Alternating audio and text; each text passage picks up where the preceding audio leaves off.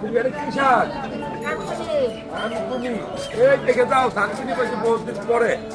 যারা ভিডিওটা দেখছেন ভালো করে দেখে নেন, এই শাকটা রাস্তার পাশে তৈরি হয়।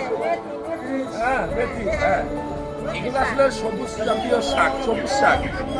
আমরা সবসময় বলি যে ইদানিং অনেক মানুষ আছে যাদের অ্যাজোস্পার্মিয়া যাদের হয়, অর্থাৎ শুক্রাণু সংখ্যা জিরো হয়ে গেছে, এরকম মানুষ বহুত আছে।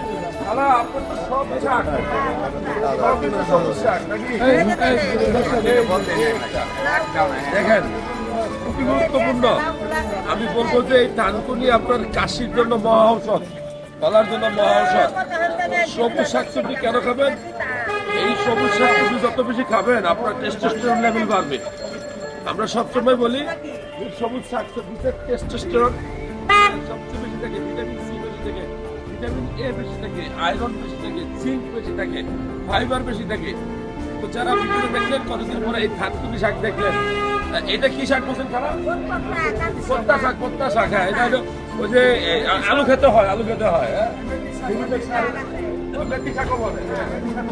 যাই হোক, শাক সবজিগুলো যারা নতুন দেখলেন শেয়ার করবেন আর সবজিগুলো খাবেন, খাওয়ার চেষ্টা করবেন।